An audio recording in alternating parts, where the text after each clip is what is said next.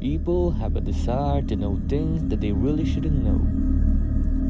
I think that part of being a human is to knowingly seek out information that normally would be unavailable, no matter the cost.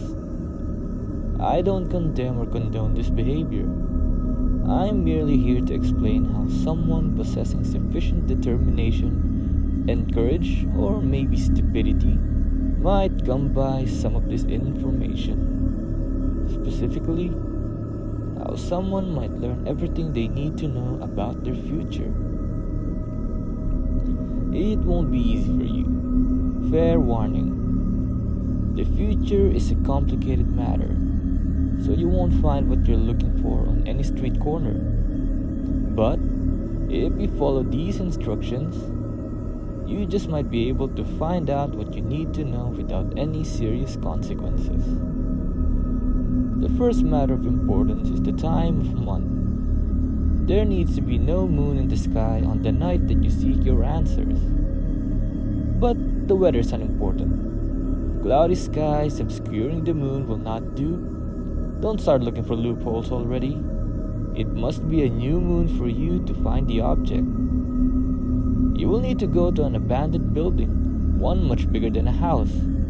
It could be a factory, refinery, hospital. You get the idea. It must be away from an urban area with lots of noise and traffic, as being interrupted would be a very poor idea indeed. This means you must do this alone. This cannot be stressed enough. It would be a good idea to decide on a suitable building before the new moon. You see, the building must be quite specific in its design. You need to find a room within the building that is situated below ground level, with no windows or other source of light, of moderate size, and I'm not quite sure exactly what moderate size means, but basically no aircraft hangars or broom cupboards. The room you select must have a door on the southern side of the room. This is of utmost importance. Please do not get your sense of direction confused. Doing it in a room with a northern situated door would be a very poor way to spend an evening. The room must have a storage unit of some description in it, possibly a desk, drawers, cabinet, or a sizable box. The storage unit must have been in the room already. Do not bring any such item in with you, whatever you do, until it is a new moon and you have fully committed to your quest. Do not open the storage unit. If you do, you will not find what you're seeking. You see why identifying a suitable room and building before the new moon is ideal? It might take a while, but seeing the future shouldn't be easy.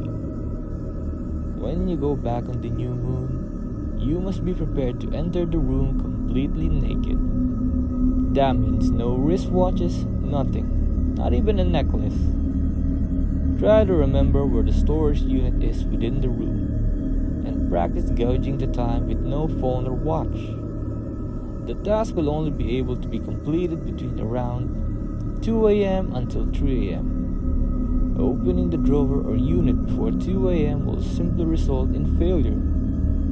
Having the drawer open after 3 a.m. will be more of a problem. If the storage unit is definitely not where it was last time, get dressed and leave.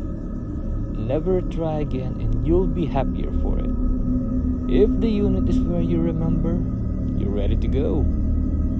Open the drawer after 2 a.m. and reach inside of it. You should feel a small candle and a box of matches, as well as a larger item. The larger item is a Polaroid camera of no distinct brand or design. Light the candle and place it against the eastern wall of the room. Again, please don't mess up your sense of direction. This particular ritual could be likened to an occult game of Operation, where any deviation from the desired line results in a failure. Not just an angry buzzing, but I'll leave that to the imagination. You probably won't notice immediately that you've made a mistake, so keep your wits about you. With the candle lit, you can proceed to ensure that there are no extra items in the drawer, particularly coins. If there are coins, leave immediately and do not take them. If there is nothing else in the drawer, you may take the photos. There are 12 Polaroids in the camera, but you do not need to use all of them. Stand with your back to the western wall and take a photo of the candle. Wait for it to develop fully before taking another. This rule applies to each photo you take. Despite the lack of light, the Polaroid should develop quickly. You will immediately notice that the photo is not of a candle. If it is, I'm so sorry.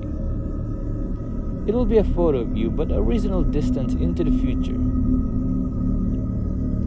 This could be 20 years or 200. It really depends, so don't be too concerned if you see a crumbling tombstone that will be almost 200 years. Well, unless you place the candle against the western wall. This is where the quest becomes interesting. You may use as many or as few Polaroids as you like to find your answers. Each photo you take will be closer to the present time, but the time difference between the photos will be random. They may show your future house or a car in the background.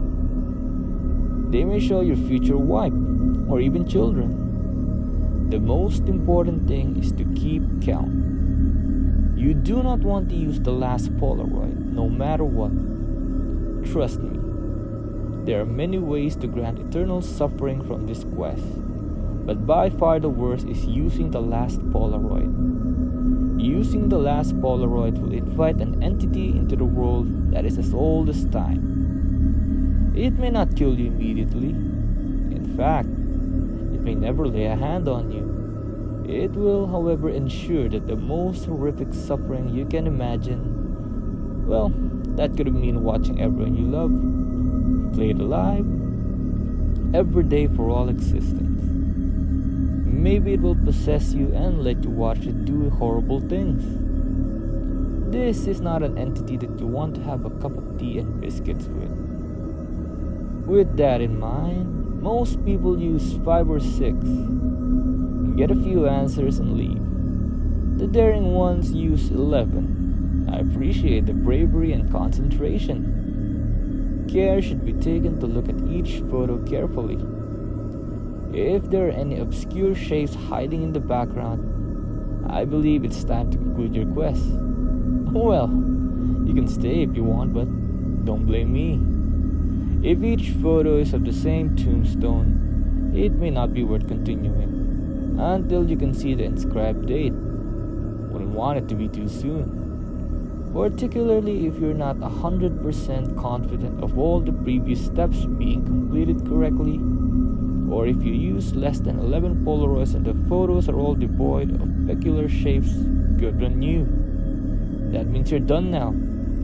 Just make sure you conclude your quest before 3 a.m. Place the camera and all the Polaroids back in the drawer. Blow out the candle and place it in the drawer too. Leave the building and get what you can from your answers.